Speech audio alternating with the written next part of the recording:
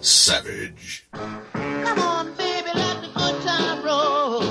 Come on, baby, let me thrill your soul. Come on, baby, let the good time roll. Roll all night. Borders, language, culture, up the internationalists. It's the Savage Nation to America and the world. Down with the internationalists, up with the nationalists across the West. Yeah, up with our flags. Borders, language, culture. Borders, language, culture. Anathema to the Dems and the Repubs. This is the Savage Nation. Joining us now is radio host and Tea Party protester extraordinaire, Dana Loesch, right here on the Savage Nation. Dana, welcome to the program. Thanks for having me on, Michael. It's a privilege. I opened for you in St. Louis, so it's awesome. You're my lead-in in St. Louis, I understand. I am, yeah. Very, very honored. Now, Dana, I saw you on TV today, and I was impressed with how much you knew about what's going on and how you were totally against the two parties because you know that they're both basically in business for themselves and all of that. How long have you been on the radio, Dana? It'll be 2 years on October 28th. Now, how did you begin your conservative awareness? How did this start? Oh my goodness! Well, I scare a lot of people when I tell them that I was raised as a Southern Democrat. Most of my family they're Democrats. They're good friends with the Carnahans. They knew the Carnahans here in Missouri. And I went to a very liberal university, and at some point I just realized that I didn't share the same values that the Democratic Party had. I didn't agree with them when it came to their stance. But, I mean, you're very, very aware of the two-party scam that's going on, and you're a big player in the Tea Party business, and now you're a radio talk show host. You lead me in St. Louis. Have you listened to my show for any period of time? Had you listened to it prior to joining that station? Yeah, I had, actually. I had listened to your show. Did I brainwash you in any way? I think that you may have had a little bit of an effect. No, I don't. I was listening to you. I said, this person is like my mental match here. You pointed out today that Newt Gingrich, who I've long seen to be the phony he is, came out in support of a Republican nominee, so-called, in New York State named Didi Scozafava, who is actually backed by Acorn. Tell us about that, please. Yeah, I've been a little bit suspicious of Newt Gingrich for a while, and even when in college, there were so many people who praised him, and I was wondering why. I'm like, what exactly is he doing? I just see him kind of pushing the party more and more center. And for him to come out in support of someone like Scozafava the way he is and ignoring a truly conservative candidate, it just validates my view that the parties are it's just another form of industry. They've turned it into a commodity. It's big business is what it is. And it's infuriating because they're trying to pander to the Tea Party movement. I'm actually aggravated because I think Newt Gingrich tried to co-opt the Tea Party movement with his American Solutions just a little while back. He had this YouTube video and he went on saying, "You're invited to a Tea Party," and it sounded kind of nerdy, and I was very suspicious of it then, and now seeing him come out in support of someone who's not even a rhino. This chick is a liberal. She is a liberal through and through. And to see him come out in support of someone like this, I'm kind of shocked. And then he says that this is the new Republican revolution. Well, what exactly? No, he's always been a fraud. You know, I wrote a book years ago called The Political Zoo, which, by the way, Dana, I'm going to have a copy sent to you, a complimentary copy. In this book, I gave animal names and Latinized names to various politicians and media figures, which explains why I'm so popular in the media. And Newt Gingrich was one of them, and I named him the Georgia Gopak tick, Spinellus cavinian. And the picture of him is that of his head on a tick. You could see why I'm not too popular in Republican headquarters.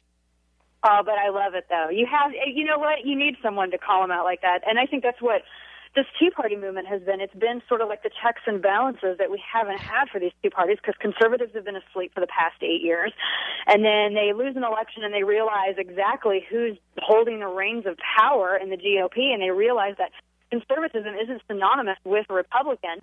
And a lot of people have woken up, and now we have the GOP asking, well, what's going on? Why are you not supporting us? Well, because you guys are fakes. That's why there's so few actual conservatives that I'm seeing in the GOP. Well, remember, George Bush drove all the conservatives that could get anywhere out of the Republican Party over 8 years. His group spent as much time destroying the conservative movement as the Obama administration is doing.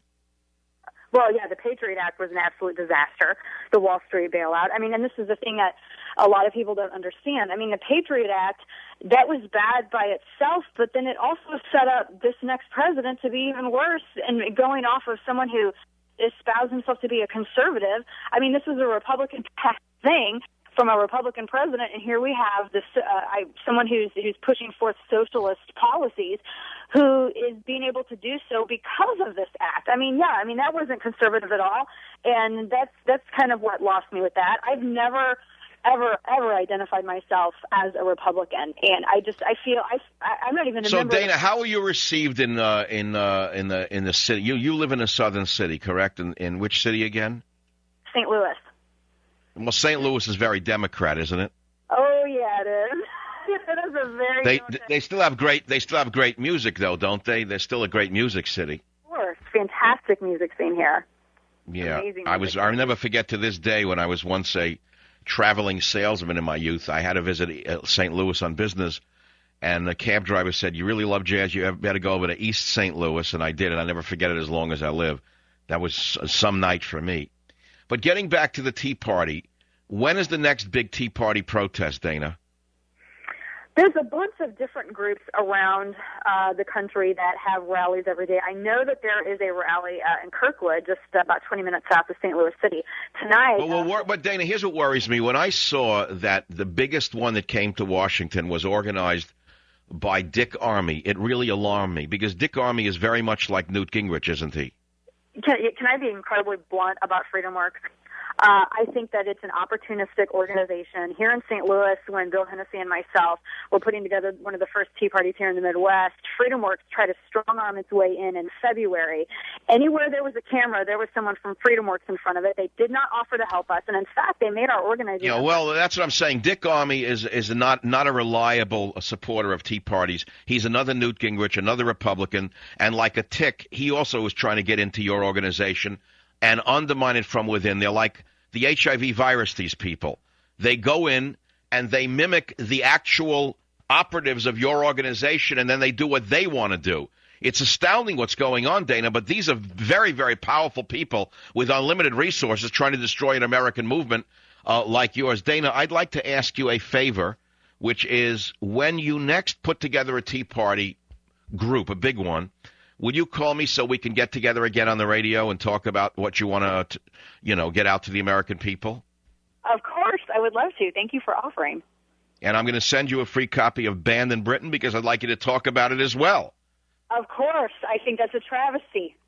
It infuriates me, and I'm glad that you're out there fighting a good fight. Well, Dina, I've already told my group to use you as a fill-in next time. Would you like to do that on my show one day? Oh, my gosh, I would love it. It's like, yeah. See that? That's right. The first time we're going to have a female fill-in for Michael Savage. The next time I need a break. And let all of the other mock conservatives who are of the female persuasion get really jealous of you, Dana. Don't tell me I don't know women. Dana Loesch, thanks very much for being who you are, and I appreciate you being on the Savage Nation. Free copy of The Political Zoo, free copy of Banned in Britain going out to you. I'll be right back. Savage.